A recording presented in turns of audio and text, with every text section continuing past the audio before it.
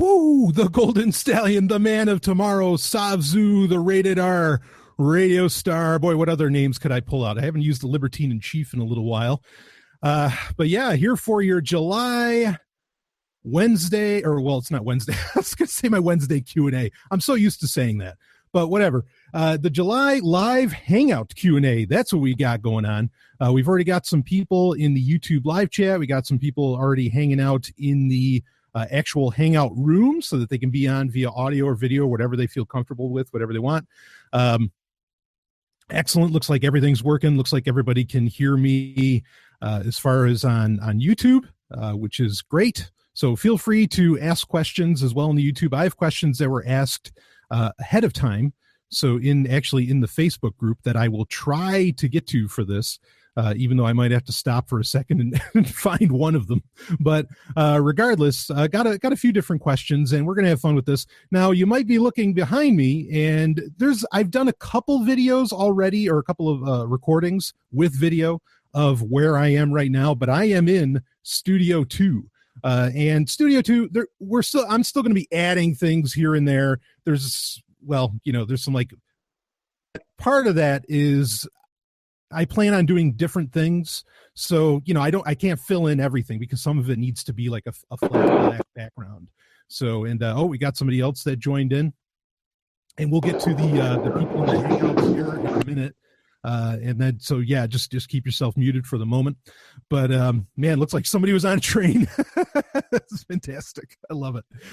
Anyway, so yeah, recording from Studio 2, which more or less, got to a point where there's not stuff laying around anymore, because even when I was recording over the past week or so in here, there's still been some wires here and there and all this stuff around. And I'm going to share some pictures in the Sovryn Tech Uncensored group, or at least maybe one shot of the section of the studio that at least I'm recording in right now. But yeah, this is complete. So now, of course, if you're just listening to this later on in the audio version of this recording, then, you're not really seeing what's happening here. But I put the link in the show notes for every Patreon live Hangout Q&A. When I release it into the Patreon audio feed and the podcast feed, I put a link in the show notes for the video so that you can check out the video. So if you want to see some of Studio 2, you're certainly welcome to do it that way as well.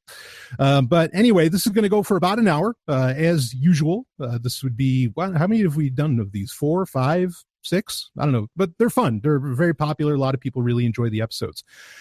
So why don't we go ahead? Let's start getting into, let me just check the live chat. I got quite a few people joining up here. Excellent. So feel free to ask again questions in the live chat, but we've got people waiting patiently in the Hangout. If we want, so let's see. Pace was first. I know he was here first, but just because of Daniel's situation, I think he's moving on a train. I want to get to Daniel first, then we'll get to Pace. And I know Daniel's the guy on a timetable. So, Daniel, if you want to, yeah, absolutely. Pace agrees with that. Excellent. So Daniel, if you want to unmute, go ahead and rock and roll your question. So yeah, definitely. Well, why don't you go with Pace first? Because I'm actually going to get off the train in probably 5-10 minutes. So go ahead with Pace. All right, let's do that. All right, Pace. You're up, man. Go for it. You're welcome to be on video or just audio if you're still there, and that way we can avoid the train sounds. Hey guys, looking good, man. What's going on? It's a busy office. I just since you're here, I just always love the opportunity. Looked like you had some child labor there going on. Yeah, no, he's definitely going to be employed way before he's 18. Hell yeah, man. They make great marketers, those little guys. Anyway, yeah. You have an awesome studio. Let me just say. Beautifully decorated. It's cheers. Good. Yes. So yeah, I'm surrounded by all kinds of cool stuff. Anyway, go ahead. What do you got for a question there, Pace? I don't know. You made a Facebook group. How do you feel? How do you feel that that's going right now? And it seems like you're spending quite a bit less time on your own personal page doing posts. If I'm not mistaken. Yeah, no, that's true. So the Facebook group is going swimmingly. I mean, I know some varying Facebook groups, like more secret kind of groups. Not that this one necessarily needs to be secret, but they don't get the amount of members. I mean, I think there's over 100 people anyway in the Sovryn Tech Facebook group already, and I mean, that's pretty cool because that's more than the average Facebook group by a long shot, even though that's not like huge numbers, you know. I'm in a lot of groups that have tons of people. I mean, there are ones that are crazy huge, right? That have millions of people. Yeah, and I mean, and to some degree, I worry about those because they can become kind of unmanageable, you know. I mean, right now I'm like solely in control of it and everything, and I'll just ban whoever. Go ahead. Facebook has their own rules for less freedom once it reaches a certain size. You can't change the name, you can't change the settings. Yeah. So this is good growth because it gives me the chance to really experiment with groups and all that because I've really never messed much with it. So yeah, I mean, my feeling on it, obviously people are using it. There's great posts, there's great content that's getting shared that I'm already going to be implementing in other shows. I mean, so I really appreciate that. I still feel really icky of getting, having people being on, like enticing people to get onto Facebook, which is kind of, if I was targeting companies that I wanted to see kind of crash and burn, and I mean that, of course, in a peaceful market way, right? Facebook would be at the top of the list. In a disruptive innovation, people's attention is brought to some better system, Yeah, exactly. Yeah. So, I mean, the hope is, I guess, like really, I think the thing that kind of made the Facebook group okay with me is that now I also have the newsletter and I have the email list where I can get in touch with people that way. So at least that way I don't feel like I'm like 100% reliant upon Facebook to communicate with my audience so much. Yeah, like you could have done a Slack channel or something. It's just there's not another system out there that's as not like it can be as non-committal where like the group's there, you can be in it, you don't always have to check the notification, Yeah. And everybody everybody's already logged into Facebook. That's really what it came down to. And so, I get it. It's probably going to grow more over time. I've already had people become patrons after the fact, which is really nice. That's good. I'm in one group that's like 50 people and they've capped it. So if anybody, goes inactive, then they free up a spot and somebody else can come in. And I think you've mentioned a number of times, what's the number? And the philosophy of the Dunbar number, which is 50 or 5 to 150 people, something like that. Yeah, right. So I mean, it's up to you. You could always cap it. Yeah, that's a thought too. I might keep it within the Dunbar number. That might be nice. I don't know. It depends. I mean, the nice, there's almost a comfort in the fact that really there's only 100 some odd people in it because. I mean, my listener numbers are regularly creeping above the 5-digit range now. Yeah, and the fact that there aren't that many people that are just like kind of flooding in means that most of my audience either doesn't want to use Facebook that seriously or they're not even on Facebook or whatever, which makes sense because, I mean, I've been telling people don't be on fucking Facebook forever. Right. So and it's not a drum that you need to beat on the show like every week. All right, join the Facebook group. Right. Exactly. So I kind of feel good about it that there hasn't been a whole lot because I'm hoping that what that means is just that most people, really aren't that interested, but there were enough people that they want to do it and fine, I'll make it happen. I have to be to some degree on there anyway. So it doesn't have to be more than just raving fans that also happen to be on Facebook a lot. Precisely. I mean, there's people in that group, honestly, that I know, barely ever listen to the show or whatever, but they're just cool people. And it's just one of the ways that they want to be able to interact with me. I mean, now you said like how I'm not posting in public really anymore. Yeah. I mean, this gives me the excuse to not do so. And like most of the people that I want to interact with anyway are in that group. So why the fuck put it all out to the, world if I don't have to? Yeah. But yeah, there's a comment in the chat that says, you can read it. Oh, let's have a look. Let's see. The FB group is the greatest thing on Facebook for me anyway. I'm loving it. Well, that's great. I totally agree. There's, as far as groups go, there are very few places where someone could feel free to say absolutely anything. And that's, just because of the contents, the other people in the group, there's just so many people that are dogmatic about everything. And and so it's very hard to be oneself. And so it's a very good place, at least for now. Well, I'm glad. Sure. I'm glad you're, taking advantage of Pace. I know you have already and, some kind of, I'll just say to a degree, personal things or whatever. And that's awesome that people can do that and they feel comfortable with that. I mean, one of the things that like I wanted to put in, because you could put like the description, like the rules of the group or something like that. Not that I want any real rules, but like I kind of feel a need to let people know, hey, guess what? There's a billion different ideologies that are going to exist in this group. Like this is not an ANCAP group. This is not, but it's also not necessarily like an ANCOM group. It's just, it's where a bunch of different backgrounds kind of come together. Right. And yeah, I think that that's kind of rare too. And I'm really, I'm glad that you feel a comfort with it and that you've been able to use it. I'm also glad to hear that, that other person in the YouTube live chat, thinks it's the greatest thing on Facebook. So, which I'll tell you, I mean, and I've mentioned this before. I mean, I've gotten it when I would post in public. I mean, every time I'd run into people, they'd always say, man, your Facebook post is the greatest thing in the world. And so, I mean, well, at least now it's in a group. But what else you got, Pace? Anything? Anything else? Just I guess just a quick update on us, where Helium's coming around the corner. It's Tell me about it. Yep. The beta's ending soon, and the app's coming out very soon. So awesome. Anybody that joins up before the end of the month is going to get that permanent get a permanent boost to their gains that they get through the app. But I'm just excited about it. So hell yeah! So get out a URL for people to look up. I'll put it in the show notes too. Okay, it's just Helium. It's just helium.com, HELEUM.com, and that'll be perfect. That'll be good. We've made so many changes. We just came out with a new logo and new branding. Okay. So we're happy about that, and we're going to do a podcast. I'm going to do a podcast. I already recorded one. Yeah, man. All right. Yeah, it's going to be. It's called Technology is Liberty. Nice. And obviously, there are certain technologies that are not very, that don't promote liberty too much.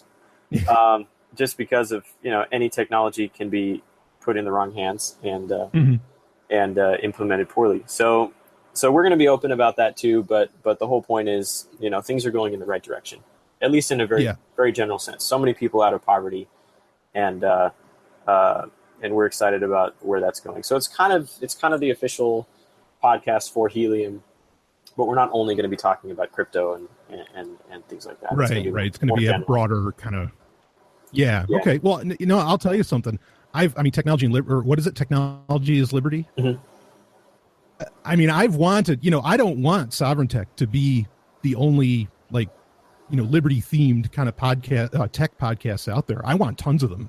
So, so I'm totally, I think this is great. I'm glad, you announced it here. I'm definitely excited to hear that. I'm only doing it to raise your market value, Brian. I love it. Yeah, but I'm excited about it. So hopefully that'll be out in August. We'll start that and let people know and share that around. Yeah, fantastic. Well, I mean, check in with us here. I mean, and let me know, and we'll, get it out there, because I think that's really awesome. Thank you. So, all right, cool. That's all I got. Hopefully that gave other people some time to jump on. Yeah. No worries. All right, appreciate it, Pace. Thanks so much. See ya. Yeah. All right. So that's really cool. The Facebook group, like Pace was asking about. Yeah, I've largely felt positive about it. I mean, there's been just a really, it's been really exciting. I mean, the past, and I did a post about this, the past few days, I've kind of been on the quiet side in there, but everybody else is just picking up, no pun intended, picking up the pace as far as posting there. And that's been, that's really great, but I'll get back to picking up on it. I won't, talk about that much here. But anyway, I'm still active in there. I respond, I try to like and comment on everything I can. If the group gets much bigger, I mean, I could run into the problem where, already I kind of can't keep track of everything that gets posted. But I'm definitely trying my best to really interact with everybody. So Daniel, if you're off the train, man, or if you're ready to go, you can come on. Otherwise, there he is. Yeah, here I am. The train, it's funny. That's where I saw the Qualcomm ad the other day. It was just bizarre, but I had a feeling it's probably not as nefarious? Dark. Nefarious, thank you. Yeah, it's not as nefarious as Northrop Grumman, but you never know. And I have a question, actually, kind of related, unrelated. And it's with regards to IoT versus mobile phones. Sure. So you said, and I'm not going to quote you exactly, but that IoT is a class of devices that should just not exist outright. Yes. You don't feel the greatest about it, to put it mildly. And I agree. I agree. Well, I agree and I disagree. I'm just curious because there's IoT that kind of notifies you when you run out of milk and eggs, and the fridge kind of calls your phone, which is fine. It's a modern convenience, and as a class of devices that kind of just help with modern conveniences and just makes your life, a fraction of a bit simpler. I have no problem with that. I do see where you're coming from in terms of Dyn, in terms of like hacking into thousands of devices, millions, trillions of devices potentially. I see where that is. I haven't heard you, and it might just be because Sovryn Tech started so much after sort of mobile phones came into being, but I haven't heard you use that kind of language with mobile phones. And mobile phones are, they're tracker sensors in your pocket, and everything that you say, everything everywhere that you are is, if in some cases you might even say it's a lot more dangerous than an IoT device. And what are you just used to the fact that they exist, and you're just trying to say, okay, look, seeing as how we don't have IoT yet, let's try to kill it while it's nip it in the bud? What's kind of your view on that regard?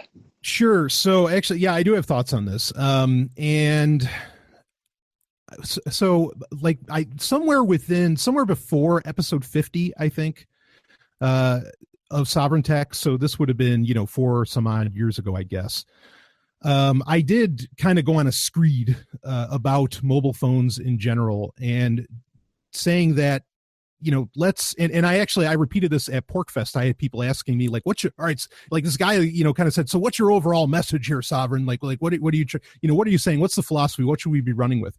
And one of my, major points, and this is a point that I made some years ago, was that we need to stop relying so much on our mobile phones. Like, carry your, rely more on your laptop. I mean, and there's so much to unpack about that statement. Because you're right. And I try to call it this as often as I can, that is just a block of sensors in your pocket. And I think I mentioned it. I don't know where I talked about, or I think I was on the Tatiana show and I talked about it. I said, there's some odd 20 to 30 different sensors and, on that little smartphone of yours that's tracking you all the time. And in many ways, every move you make towards trying to regain some privacy or to implement security in your life, digitally, which of course affects your meat space life as well, is kind of bullshit. If you don't either A, start with a smartphone, or B, maybe be less reliant upon the smartphone. I mean, there's so much I could talk about with that. Like one thing, if you, in fact, I'm glad you kind of mentioned this. And if you want to break in with anything, Daniel, just say so. But so I recently got a new smartphone. I'm holding it up here in the video. I mean, it looks like any other smartphone. It's a black slab, but this is a Moto E4. Just came out, 2017 edition. I mean, they were just launched like 2 weeks ago in the US. It's about $100. I mean, it's a low end phone. Everybody that knows the Moto E series knows what I'm talking about. It's not even the Moto G series. It's the next one down. And it's small. It's actually very small for modern smartphones anyway. It's only 5 inches. It has a limited amount of RAM. It's very limited in what it can do. It's missing a lot of modern technologies. It doesn't have NFC. Unfortunately, it has a fingerprint sensor, but I already did some business to that. So that, that's not a concern.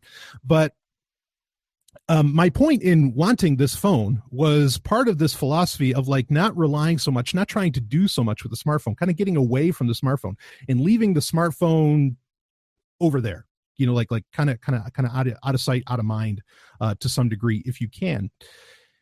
And, I think if you rely more on your laptop, there's a million advantages to this. Of course, there's the privacy and security advantages to it. Okay. But then there's also sort of just like the mental bandwidth, the mental human bandwidth, that you can kind of reclaim for yourself to even think about things. And maybe even just to improve your life if you're not constantly like fucking tapping, on a smartphone or something. And a laptop, it's not something generally that you sit at all the time. And so, just by relying more on the laptop, you don't spend perhaps as much time on Facebook. You don't spend as much time, doing bullshit or whatever. I mean, maybe that's not true for everybody, but I think there's to some degree, there's an automatic kind of reclaiming of, some personal inner space when you get away from the smartphone and all that. So, I mean, and that's not even getting into where, you have millions or billions of these smartphones, going around that could cause the same problem, which I talk about from October 21st, 2016, which was what I call the day the internet died, because, all these IoT devices turned into a botnet. So I actually do feel, it's a great question, Daniel, and I actually do feel very similarly about smartphones as I do about IoT devices. What else do you got? No, I mean, I think I agree with that. The reason I'm asking is because I started looking a bit more into IoT just to educate myself a bit more on that, and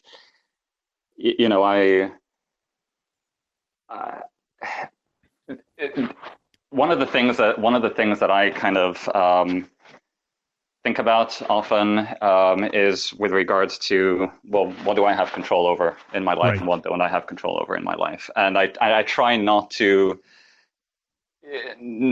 overburden myself with things that I don't have control over. Sure. And thinking about a new class of devices, a new class of items that are coming in, and it's sweeping the world like a torrent, and I have nothing that I can do about it. Well, where does that leave me? And I was starting to think about, I've got my phone, and I can say that my life is somewhat better. In some regards, somewhat not as good, but somewhat sure, better because of the convenience that I have with a smartphone. What kind of IoT devices would I dare, bring into my house? And, there's some creepy ass shit going on with video stuff. And I don't know if I saw it online or I guess it must have been online. There was like a commercial with, this guy watching his dog walker come in, and obviously she's a good looking young woman, and she comes to fetch the dog, and he's kind of just staring at the screen, and and it's like, I'm sure you're not really concerned that she's taking your dog, and I'm sure it's whatever, right? I mean, right. I might be reading more into it and maybe revealing some of my psychology, but it just doesn't seem like it's as naive as that. And the dad, the screen is kind of staring at two kids playing on the sofa, and then they start to bicker, and then the dad, through this whatever Nest device, kind of say, "Hey kids, cut it out," and all of a sudden they're like acting all good. So obviously there's shit like that is never going to get into my house, but right. I'm thinking to myself, well, this is a thing, right? I mean, I'm not gonna actively avoid absolutely everything. I've got a whatever it's called, Google Chromecast thing stuck in my TV, because that's the only, I don't have cable, that's the only way that I ever watch anything, is if I just stream something off of my phone or off the laptop or something. Right. So I was just kind of thinking to myself, well, do we take it down the road of this class of items shouldn't even exist, or do you say, okay, look, there's certain things that are, certain things that aren't, and where do you draw the line? And obviously, I mean, I know you're the one who wrote Dark Android, so I know I know your point on on mobile phones very well. Yeah. And B, you're a reasonable person. You're not going to say burn everything down. But I was just it was just something that kind of came to mind as a result of that. So. Sure. No. I understand that completely. I mean, oh boy, yeah. I know this was another screed I went on. Like So I mean, just. There's not much point, I guess, to bringing this up, but I'll bring it up anyway. Like the first 50 episodes of Sovryn Tech, I was actually a very calm guy. It's very weird to listen to those old episodes. I actually listened back. When I started listening to your show, I actually went all the way back to episode 1 and binged right through it. So. Right. It was a while ago, though. I don't recall, but yeah, go on. Sorry. Yeah. So there was an episode that I know where I talked about a smart refrigerator, or it was like smart egg cartons. And this was like maybe in the episode 30s, somewhere around one of those numbers. It was one of the times where like I really, like one of the first times that I really lost it on the show. And, it seemed so, like, it was so obvious that, how to put this? Like, while I was complaining about it, so, what did people do without smart egg cartons that told them how many eggs they had? Usually they just remembered how many fucking eggs they had. you know, or they didn't. No big deal. Right. Yeah. I mean, all right. So what? So you spent $2 on eggs that you didn't really need, as compared to spending $5,000 on a refrigerator that you sure as hell don't need. And that's part of the problem, is that a lot of this. I mean, the market category, when there's something that genuinely like really helps and improves people's lives, of course, like something like the Chromecast, like you mentioned. I mean, that's kind of a tough fit into the IoT class, but I mean, I'll grant you that. And that makes sense, because you can get away from the cable companies. Like that actually, helps simplify your life. That can do a lot for you. But so things like that, I think will come into the market. I don't mind those that, they will exist, and they would come into existence really on their own without being without becoming an entire market category. But I think one of the major thrusts behind IoT is getting people to finally buy new appliances, because, I mean, not far from where I'm sitting, there's a washer and dryer that are fucking 40 years old, and they work like a dream. I mean, like there's nothing wrong with, they never had to be repaired either. They work great. The TV, when I was growing up, for example, the TV that I watched, Star Wars on endlessly and Star Trek on endlessly, this little 24-inch glass tube television, that damn thing, when I was watching it as a child, was 30 years old.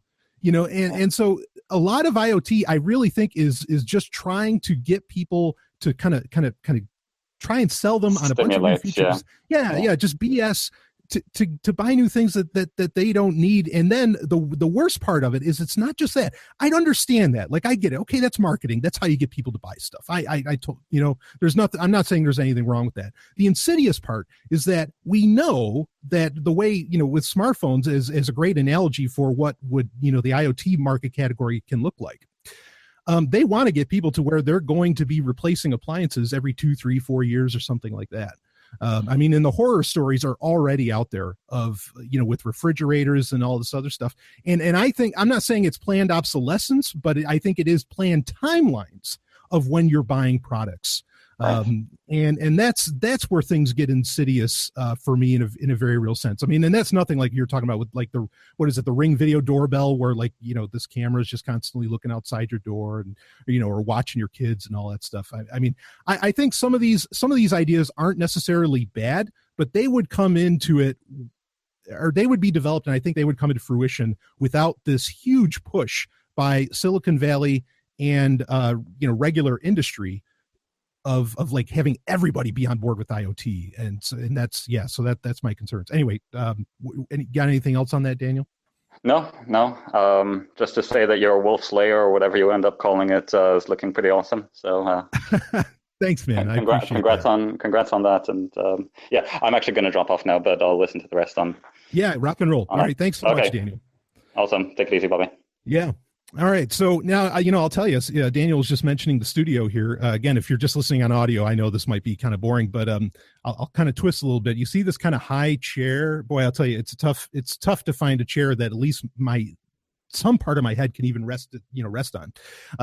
This just came in today from a Sovryn Tech listener. Got it through my wish list at wishlist.zog.ninja. And I am so honored. You know who you are. You're a wonderful human being. Thank you so much for that. This is a really nice chair. In fact, the arms, this is one of the main things that I wanted. The arms can flip up.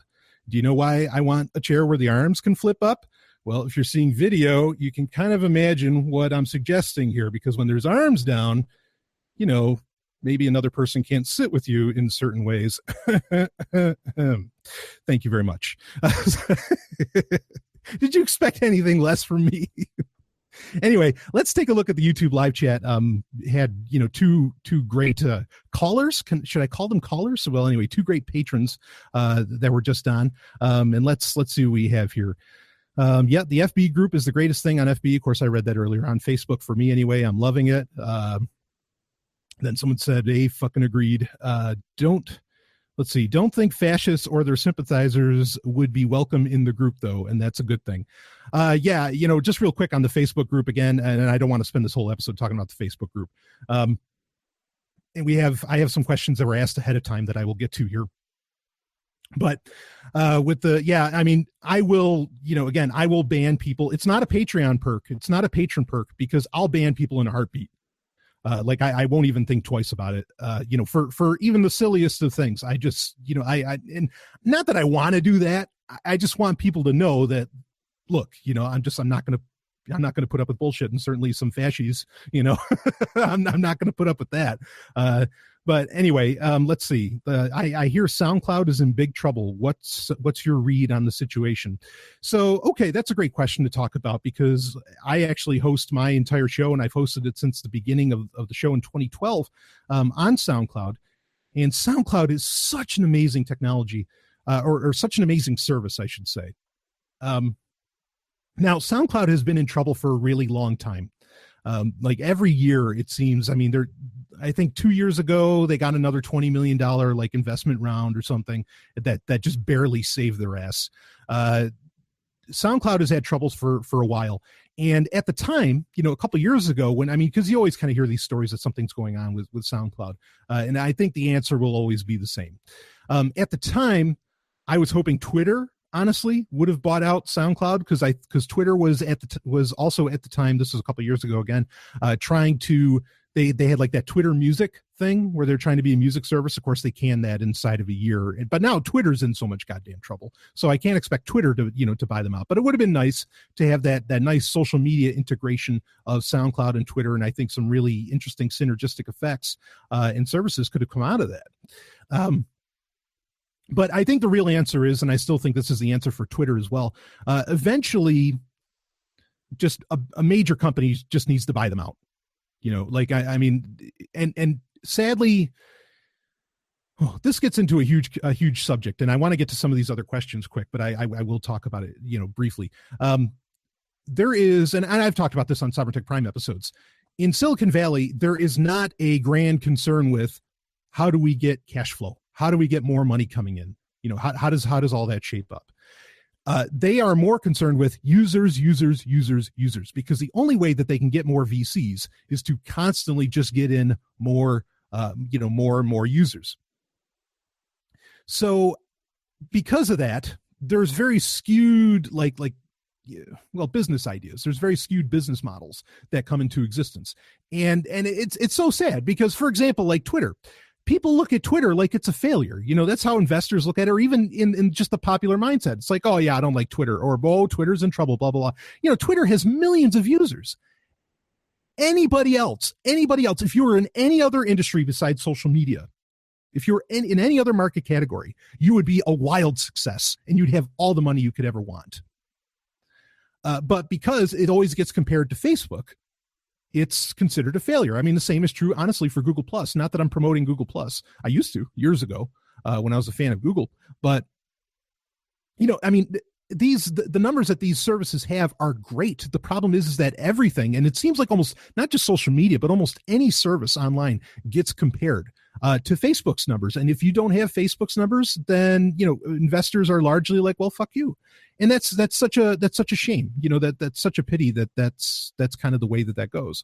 But anyway, so yeah, really the only way I think that most companies can survive in an environment like Silicon Valley, where growth is the thing that matters and not so much like cash flow and all of this, or where a business starts up and and they're not concerned about cash flow right out of the gate, is honestly to get bought out by a major company. Like, if Microsoft bought SoundCloud, great. If Microsoft bought Twitter, great. I could imagine Amazon would actually be the more interesting play. Maybe not to buy SoundCloud, because that would compete with Audible, in a way. So I don't see Amazon buying them, but I could imagine Amazon buying Twitter, much like they bought Twitch. I could really, I could very much see that happening. And then Twitter would, it wouldn't have to worry about making money anymore. And it could maybe at that point, ironically, concentrate on just being a great service, and not that they need to add anything. Another direction a lot of people think that Twitter would go that it would become almost a public service, kind of like there was that proto internet in France that I always forget the name of it. But that was a service, that was a state service that didn't shut down until well into the aughts, that people were still using. It was like a bulletin board system, not exactly like Twitter, but after a fashion like Twitter, but it was a public service. And the only reason it went away was because the internet just became so pervasive in Europe. And of course, well, anyway, there's whole problems with that. So I see SoundCloud getting bought out. I don't see SoundCloud crashing. And if it did, Sovryn, I have all the episodes. Sovryn Tech will just be distributed in other ways. In fact, if that really happened, what I would do. So my Synology disk station, my NAS, network area storage, can actually host podcasts and can create a feed with software on it. I would probably go that route, and then I'd never worry about any other service ever shutting down or any website or anything like that. Everybody would always have access to it through that feed as long as there was some kind of hardline internet infrastructure. So that would be the route I'd go if SoundCloud actually did ever shut down. Okay, let's move on from that. Let's see. There's definitely a fine line or fuzzy area between convenience and exploitation. Yep, that's certainly very true. Let's see. Thoughts on a truly secure smart device that has the sensors, but there's a real foolproof way, maybe physical switches, to turn sensors on and off when one chooses. So, okay, so that's in reference kind of to what Daniel was talking about. John McAfee's phone that he was putting out there actually has hardware switches on the back of it for like Bluetooth and for various other radios. That's a great idea. Now, McAfee's implementation is not great, okay, but the idea, the abstract notion, yep, that would be awesome. The only thing is that I don't know that the market can. You'd have to charge such a high premium for that because there's not enough people interested in it. And, as I say all the time, I mean, no matter what you do as far as securing a device down, as soon as you install Facebook Messenger on it, I mean, it's over. Like, there's so many permissions, and you can try it, you can turn them off with a hardware switch or with a software switch or something, but then it breaks the functionality. The app knows it and the app stops functioning. And people without Facebook Messenger, I mean, you're going to have riots in the streets. They're going to take on City Hall. So I think it's a great idea. I want to see it happen. Hardware switches are so key, are so important. I don't want them just on smartphones. I need my hardware switches back on my fucking laptop, back like my ThinkPads used to have, where, everything there's a hardware switch that would kill the Wi-Fi, the whole thing. So yeah, I'd love to see that kind of go in that direction. But I do, expect when something like that really does come out, and again, I don't think McAfee's phone is really that, but when something like that does come out, you're going to end up paying a premium for it. I mean, you look at like the history of Blackphone. Blackphone tried to do the whole privacy route, particularly with their first generation Blackphone. They did it right. They actually did it right. They didn't install the Google Play Store, etc. Nobody bought, because what do you mean I can't put Facebook Messenger on there? And so nobody bought it. So that's something, you kind of have to convince people first off why those switches need to be there, and then maybe you can kind of create a market demand for that sort of thing. So education is key. Anyway, let's see what else we have here, and then I'm going to get to some of the questions that were asked ahead of time by some patrons who want to be fair to everybody. Well, fairness is an illusion, and that's the fact that life isn't fair. It's a good thing, because if life were fair, all the bad things that happen to you, you deserve. I didn't come up with that, but it's true. Anyway, so let's see. The movie Event Horizon is 20 years old this year. Love this film. Wish there were more sci-fi horror movies. What's your take on it? Oh, now anybody who's seen the video can see who this is, so I'll address the person by name. Jess, oh man, did you hit on a movie that I have a history with? I have no idea. And I might have talked about this at certain points. This movie, I will say, kind of trying to talk about it, how to put this, sort of outside or conventionally, like trying to, or objectively, that's the word I'm looking for. Looking at it objectively, okay, this is a great movie. You're absolutely right. And what's amazing is it was made with such a small budget. And it had Lawrence Fishburne in it, had Sam Neill in it, who he was just coming off. So that came out in 97, right? Because he said it was 20 years. He was just coming off 3 years off of Jurassic Park. Sam Neill was still a huge name at the time. And I genuinely think, he was a great actor. I mean, he was a great actor before, even Jurassic Park was a thing. So, because like he did Hunt for Red October, right? He was one of the major Russian characters in that. And Event Horizon, I went and saw it in theaters. For one, it was science fiction, which was also kind of rare at the time. in the 90s. Like there wasn't a whole lot of science fiction really coming out. So that was part of the reason I wanted to see that really bad. And at the time, I was a teenager. I was like 16, and me and my buddy or buddies, we would, that was kind of our weekend thing. Every weekend we'd go and see a flick. And Event Horizon came up. We went and saw it. And it was directed by Paul Anderson, who Paul Anderson is actually my favorite director of all time. Paul Anderson has directed Mortal Kombat, the first Mortal Kombat. He directed Soldier, which is the side quill, not prequel or sequel, but the side quill to Blade Runner. It's with Kurt Russell, one of the greatest movies ever made, in my opinion. In fact, if you're watching the video here, I'll pull this out. I didn't know you were going to ask about this, but just to show you that I've got it, here is the Blu-ray of Soldier. It's one of, I have 3 Blu-rays right here. Ironically, one is Soldier, the other is Blade Runner, the ultimate cut there, or the final cut. The final cut. These movies are related. They exist in the same universe. In fact, when you watch Soldier in the beginning, there's you see one of the spinners, one of the cop cars from Blade Runner, and then the other Blu-ray I have right handy is Forbidden Planet, which every science fiction movie is copied for every ounce of video of science fiction on video, on film, be it TV or movie. Forbidden Planet in one shape or form or other. And I know Forbidden Planet itself is kind of based off of a Shakespeare story, but that's another thing. Anyway, let me put those back. So Paul Anderson, he also, now he's not looked at fondly by everybody, but he's also the brains, the writer and director behind the Resident Evil movies. The entire saga of Resident Evil movies with Mila Jovovich. I love him as a director. Now he can make stinkers. He made the movie Pompeii, which was terrible, one of the worst movies I ever watched, and I was so disappointed because I was like, oh, it's going to be Paul Anderson, this will be great. And no, the movie was fucking terrible. But anyway, so Event Horizon. So I get it. Objectively looking at it, it's a great movie. Okay, me at 16, it terrified me. It scared the hell out of me. I mean, I couldn't, in fact, I remember I couldn't sleep for like at least a day or two.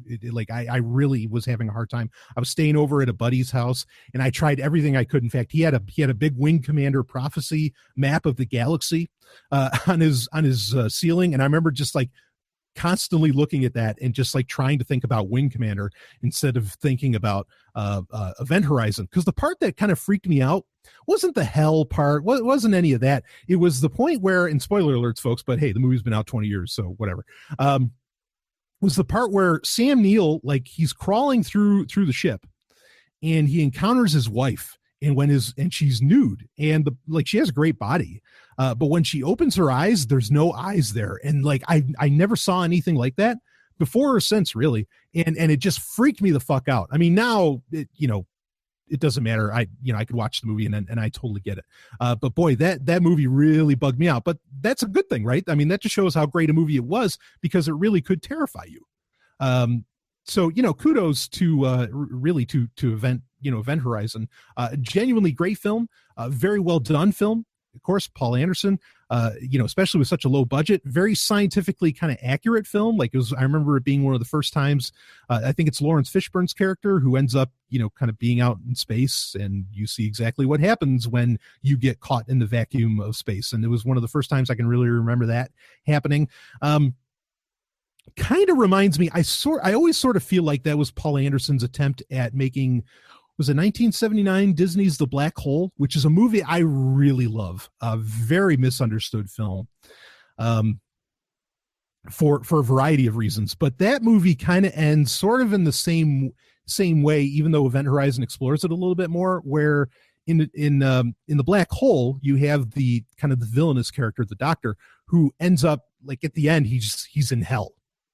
and it's very weird, but like Disney was doing all that kind of weird shit in the 70s, right? Or like with Fantasia, where it ends with Chernabog, my favorite Disney character, where Chernabog is, the mountain king and everything, and, throwing souls into hell and all this.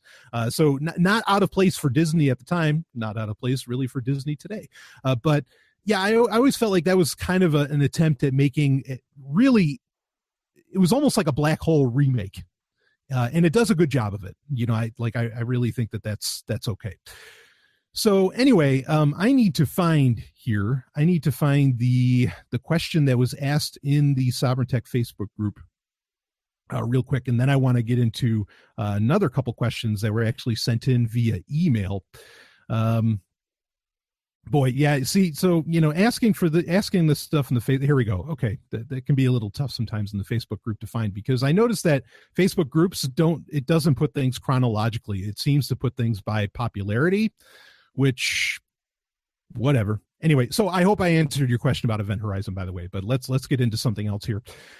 Question for your Q&A today. I'll be at the gym at 4 p.m. and of course, this was asked by Daryl W. Perry, who talk about a guy that really really gets a lot of shit done. Anyway, I just read that Ethereum is going to switch to proof of stake. How does a crypto completely change its mining method? And what do you think this means for the future of Ethereum? Okay, so yeah, I mean, this is oh boy, Ethereum. Well, to answer your first part, how does a cryptocurrency like completely change its mining method? Well, that was by design. Like, first off, proof of stake was always going to be a part of Ethereum. That was talked about years ago when Vitalik, was first kind of white papering and theorizing Ethereum. So nothing too strange there. It's stupid, but nothing too strange there. Not that I'm not one of those people that has a problem with proof of stake for proof of stake's sake. But there's nothing really odd about this. This was always kind of part of the plan. And, we know with Ethereum, which is one of the things I consider genuinely concerning about Ethereum. We know with Ethereum that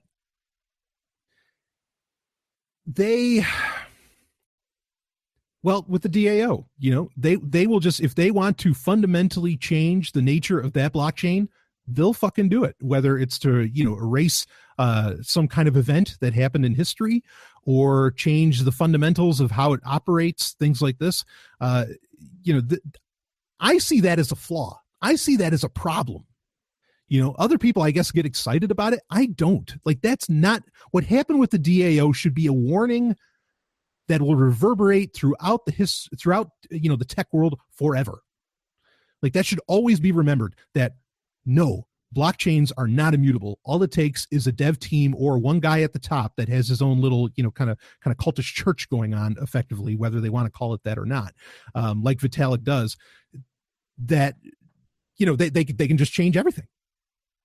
And, you don't want to build, certainly, like if a lot of people get excited about Ethereum because, well, this is going to help us get to a stateless society, I don't want to build on top of something that could where it could be changed, not based upon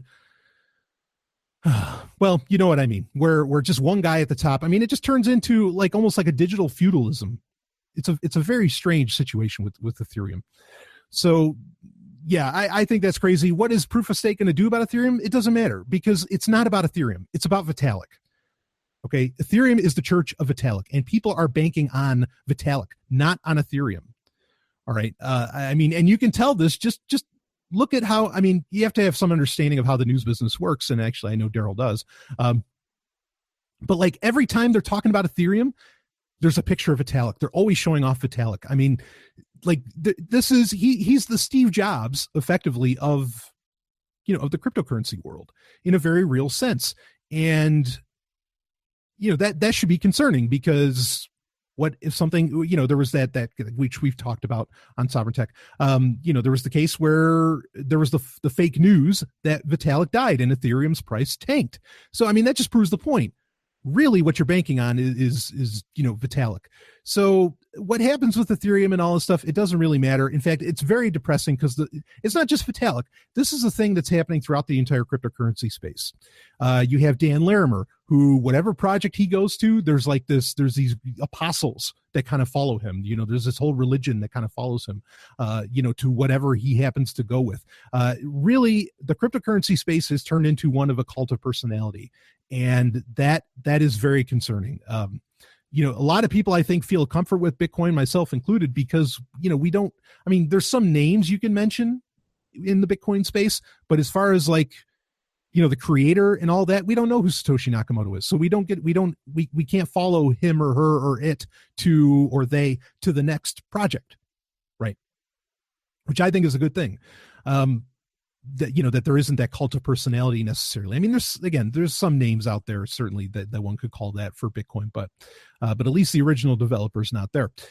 So that, that's a real problem with cryptocurrencies. And it's one of the reasons that, I get skeptical of a lot of these that have big names behind them. I love the fact that ask a lot of people in the cryptocurrency space may know what Litecoin is. Ask them who the main guys behind it are. Most people don't know Warren Tagami. Most people don't know Charlie Lee. Some people do, sure, but a lot of them don't. But Litecoin is, rocking and rolling.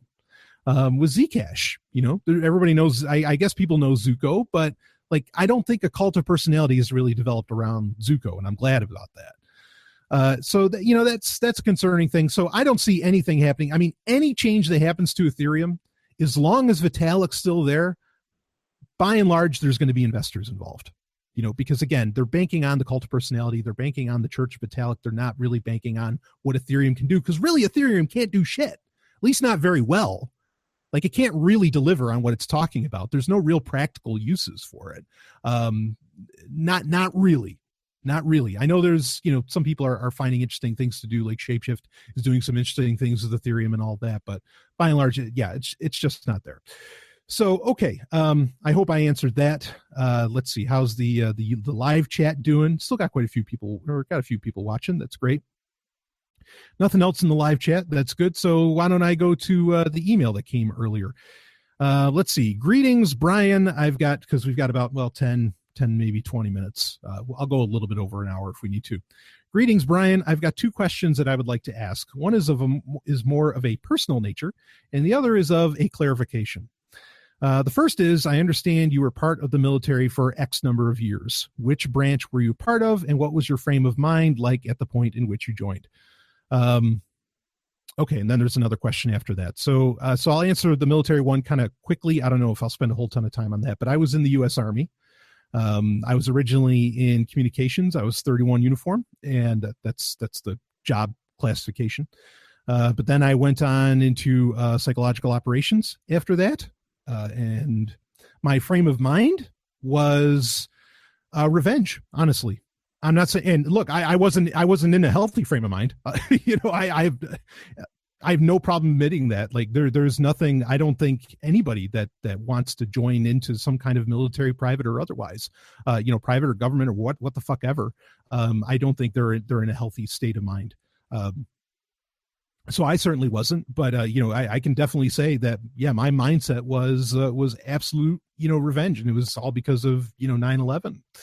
And I haven't told this story in a long time. I don't think I'm going to go into too much depth with it here, but a lot of people are kind of shocked when I tell them this, but the 9/11 truther movement, as it were, I encountered them as a young man, and they didn't inspire me into critical thinking. They inspired me into joining the military, because the truther movement was so full, or it still is so full of shit, with a lot of its claims and a lot of its more, extreme members and everything.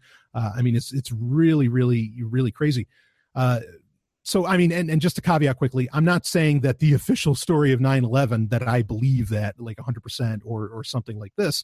But what the truther movement is putting out there, I sure as hell don't believe a lot of those people.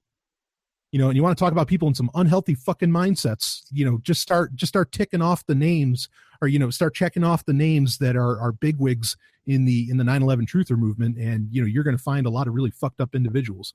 But anyway, so I was all on, I'm ethnically Jewish, and I was, well, I'd have to tell the whole story, and I don't really want to get into that right now. I can do that, on another episode, if people want to do that. But yeah, my mindset was vengeance, was absolute revenge, and it's terrible. And, my tour of duty is something I will really never forgive myself for.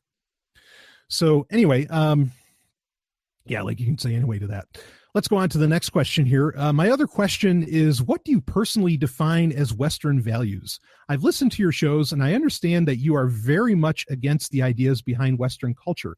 But do you merely define, quote unquote, the West as something specifically Christian, or does it go much deeper? If you have answered either of these two questions before on a podcast, please point me in the direction. I'll listen to them. If not, then please feel free to address them at your convenience. And it said, here's a PS at the end. I checked Richard Armitage's IMDb page, and it states that the second Castlevania season may drop in 2018. If true, that's fucking awesome. All right, so let me address the Castlevania thing quick. Yeah, I've heard that it's going to be coming really fast. I did the review just this week. If people haven't listened to that episode, that was a patron perk, Patreon only episode. And that was a lot of fun. A lot of people really like that. Richard Armitage is one of the main voice actors in the Castlevania anime. And yeah, so thanks for letting me know. Like, that's really cool that's going to be happening fast, because it needs to, because that's one of just one of the best animes, one of the best pieces of fiction I think I've seen in a very long time. Okay. So yeah, to answer about the West, my other question is, what do you personally define as Western values? Is it just Christianity? So here's the thing is, I don't know. Okay. Like this notion of Western values is a very kind of ethereal kind of ominous notion that I can't get a clear-cut answer on. I've asked people who defend Western values and Western civilization, and they can't really give me an answer as to what that is. Usually it comes down to, well, the tradition that came from Greek philosophy or something like that. But it's all this very nebulous shit. Like, I really can't get a good answer on it. I'm trying to remember the closest thing I ever got to an answer was, there's that article that I think Milo Yiannopoulos did for the Daily Beast, where it wasn't an article he wrote, he was interviewed. And in that, he kind of talked about Western civilization, but I don't exactly recall how he defined it. So it's not just Christianity. It's Western civilization, I guess, is whatever, these people who espouse Western civilization, it's kind of whatever they lay out there. I mean, Christianity is a huge part of that, certainly, but also, there's an Eastern Christianity, right? Like Eastern Orthodox, which is a very different form of Christianity in many ways. I mean, it's close to Catholicism, but it has some odd ideas like icons, and that's one of the major things that created actually, the schism between Catholicism and Christian Orthodoxy. And it's kind of the thing that keeps them from getting back into the fold of the, what is it? I can't remember. The Pope, the Pope of Rome, or the Bishop of Rome. That's the term I was looking for, the Bishop of Rome. So yeah, it's kind of Christianity, but also it's sort of the, Puritanism. That's what I wrap up in Western values, kind of this upholding of the nuclear family, which in many ways does appear to be like a modern, Western, I guess you could say, creation.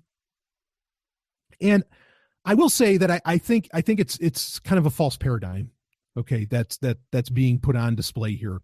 And what I mean by that, as far as it being a false paradigm, is, Western, Eastern. I mean, if you change the time that we're talking about, so like the modern day person in, say, South Korea and the modern day person in America have so much in common. They really do.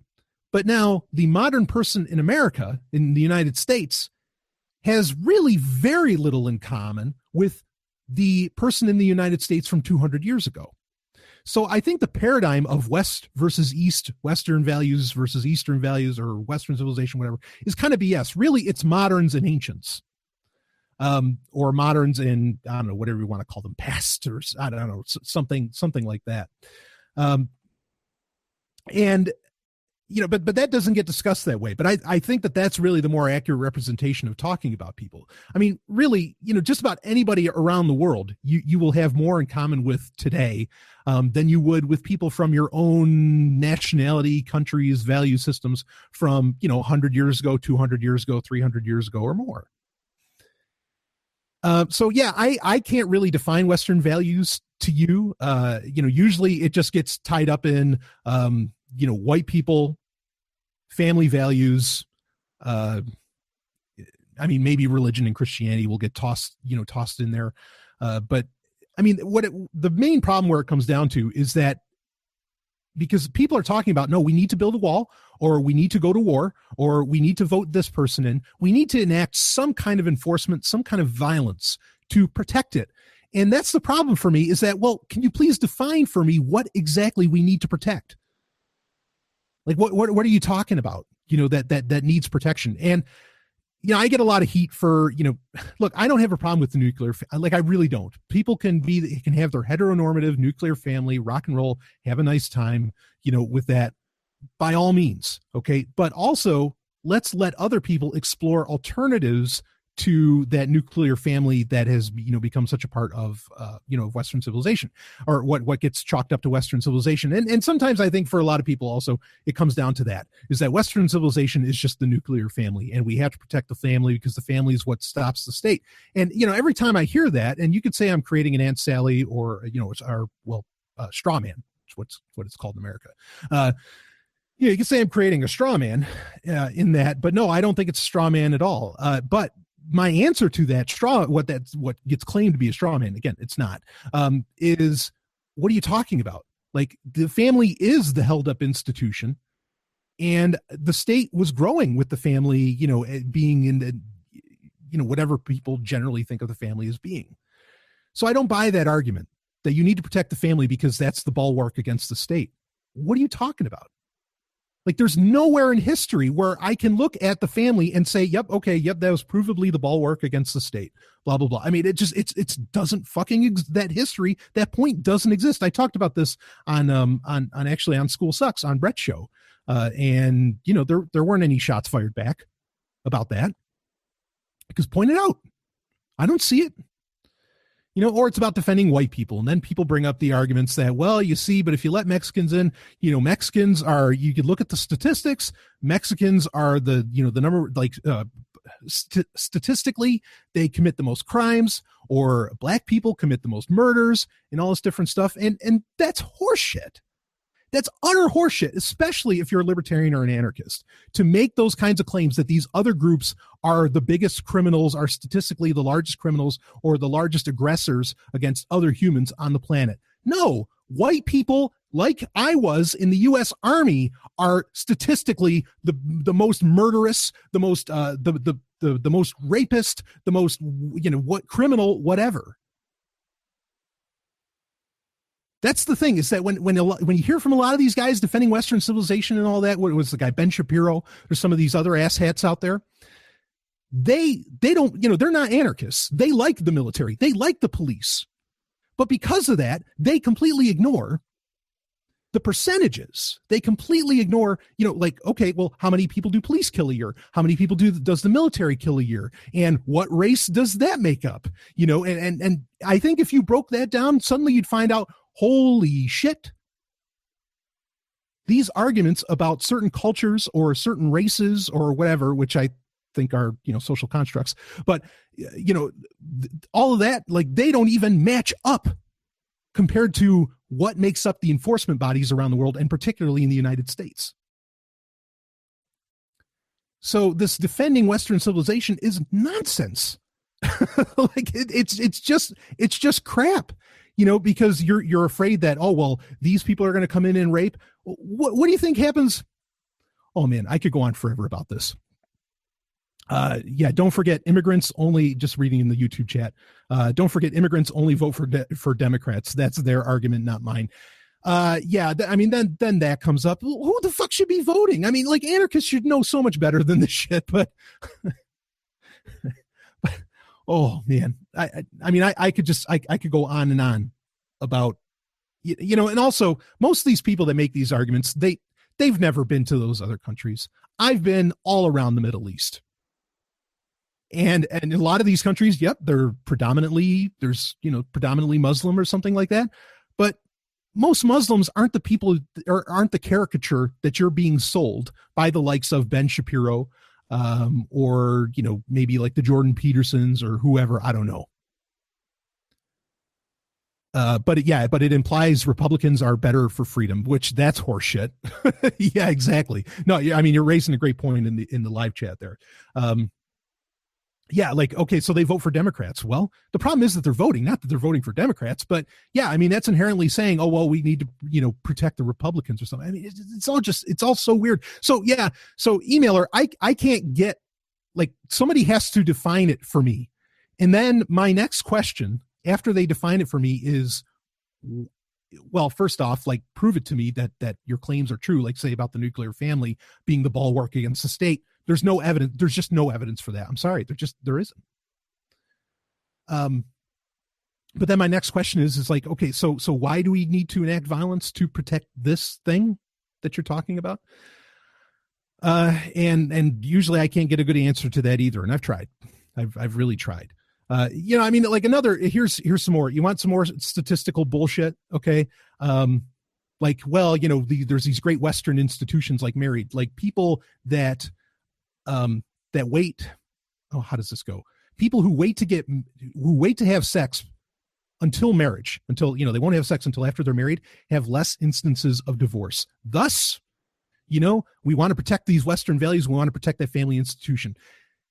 That's those statistics and those are real statistics that people bring up.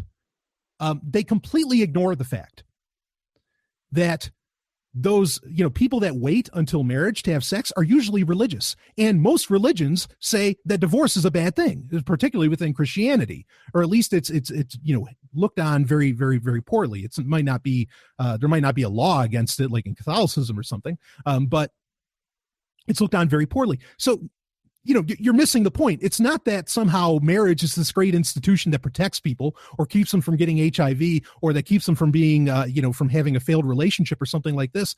No, maybe it was the religion. But then, okay, if you want to argue with me that religion is somehow a good thing, oh, we've got a whole other conversation to have. And I'm going to win that one in a heartbeat. That's not easy. I mean, go ahead, blindfold me, baby. Put my arms behind my back. Okay, tie him up. I know you're getting turned on already. Okay, tie him up. I mean, because if you want to argue that religion's a good fucking thing, woo, and I know the emailer's not saying that. I'm just saying, these people, these arguments that come from these Western civilization people, I mean, are fucking insane. And they don't hold up to scrutiny. And that's the thing. Well, anyway. Imperialism is a great Western value. Yeah, that's another one from the live chat. Yeah, that's a great point too. In fact, it's funny. I know a lot of people complain about, well, but when the Mexicans or when the Muslims, when they go into another country, they don't bother to learn the local language. They won't speak English. They won't learn the local customs and all this. Really? Let's take a look at the history of Western civilization. Say like Britain. Did Britain bother to learn, Hindi? Did they bother to learn any of this shit from, every country that they decided to conquer? No, they never learned anybody's, any other culture, any other culture's culture, any other country's culture. They never bothered to learn any other country's language. They just went in there and said, no, you're going to fucking act like us. So honestly, if your claim is that, oh, these people aren't very advanced, they don't have Western values. No, I'd say that if Mexicans weren't learning English and if Muslims weren't learning English, they've got Western values down pat. They've got that shit licked. You go into another country and you don't learn a goddamn thing and you just take it over because that's Western values. Historically, again, define Western values for me. I don't know what it is. If you're telling me like that it's the history of white people or it's the history of white Christians and all that, okay, well, let's go down that fucking history. And everything that they're claiming that other cultures and races are doing is exactly what they've done for thousands of years or hundreds, whatever your timeline happens to be. Let's see, in a recent JRE, I'm guessing it's a Joe Rogan experience, a Gad Saad indicates that some who are, I'm reading from the live chat, some who argue for identity politics will reject evolutionary principles when applied to humans. Though it was a religious thing to reject evolution, If what he indicates is true, it's something I think is ironic. Think that has any merit. I'm not exactly picking up what you're putting down. On the, if you want to like maybe explain more, I'll read it again here quick. The evolution, let's see, indicates that some who argue for identity politics will reject evolutionary principles when applied to humans.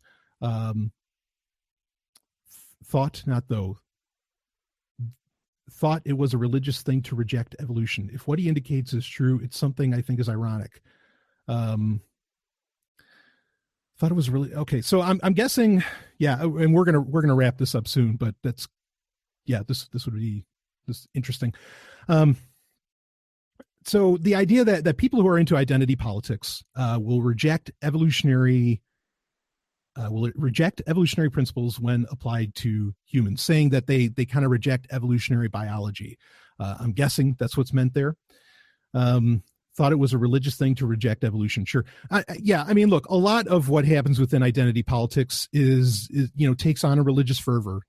That's sure. Absolutely. Now I do want to say, and I don't know if I'm exactly addressing, and then, this person that I'm reading from in the live chat, if you want to email me like with something deeper, if I don't get to it, feel free to do that and I'll cover it gladly, in another Q&A. But Evo Psych guy. Yeah, I think I know what you're talking about. So yeah, so here's the thing with evolutionary psychology. Here's the thing with like there's a lot of interpretation.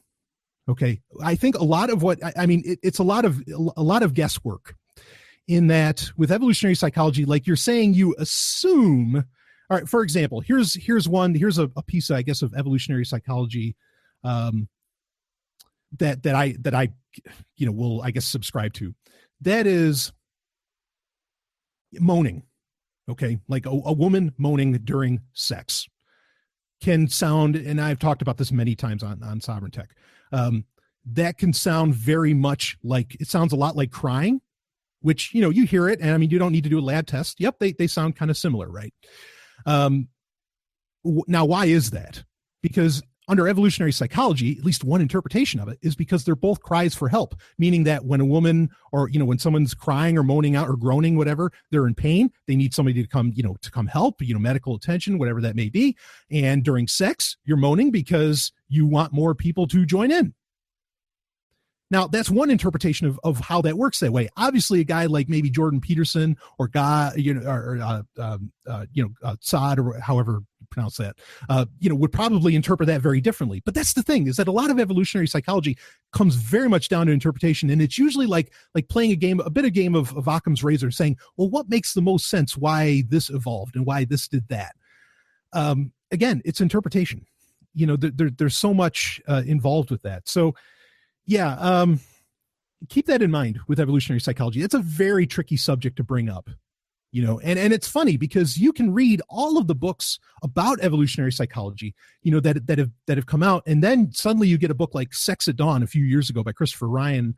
And it completely reinterprets everything, but it makes perhaps just as much sense using the same kind of maybe Hegelian logic or something as was used in the rest of the Evo Psych, evolutionary psychology, books. So that comes down so much to interpretation. That's a really important thing, kind of to bring up on that. I don't know how much to really, add on that. But yeah, identity politics, boy, I mean, that is a massive subject, to get into that. Well, anyway, if you want to have, more of a, if you want me to discuss more on that, maybe a bigger email that I could run off. I'm happy to do that anytime. So thanks so much for that. Okay. Yeah, that works. Good. I'm glad that works for you. So yeah, I mean, and look, if I got fired up, I'm not fired up at anybody that's, listening to this. Obviously I love my patrons and everything. I'm just talking about people kind of in the abstract. Okay. So yeah, I think we'll wrap that up. We're about 15 minutes over the hour, which I think is a great time. And boy, we're ended on a high note there, right? But yeah, I got some dinner to get to and a whole bunch of other things. Yeah, 200 characters. That was tough to summarize. Yeah, exactly. So no worries. But I will definitely explore that in the future. Certainly happy to do that. So anyway, thanks so much to the patrons who are attending this. I might have just lost some patrons with what I was talking about, quite frankly. I don't know. But yeah, thank you for being a patron. Thank you for participating in the live Hangouts. I love doing these. At some point, I was thinking about it earlier. I was like, well, you know, Sovryn Tech would be a lot of fun if it was a radio show. I was listening to Eddie Trunk's show on Sirius XM, and it was really cool how he could take calls, and, you know, people would just kind of ask anything, and the subjects that he would get into that he didn't even plan were phenomenal. That was so cool. So anyway, thanks for those who also, you know, came on live, you know, did video or audio and all of that. It was really great to interact with you. And yeah, I got other episodes coming out this week. Had a great time coming to you live from Studio 2 or the Wolf's Lair, whatever we end up calling it. Yeah, if you're not a part of the Sovryn Tech Facebook group, you know, feel free to join that. Also, the director's cut of the first issue of the Sovryn Tech newsletter came out today. So if you're not signed up for that, go to zog.email to get your hands on that. A lot of people really enjoying that.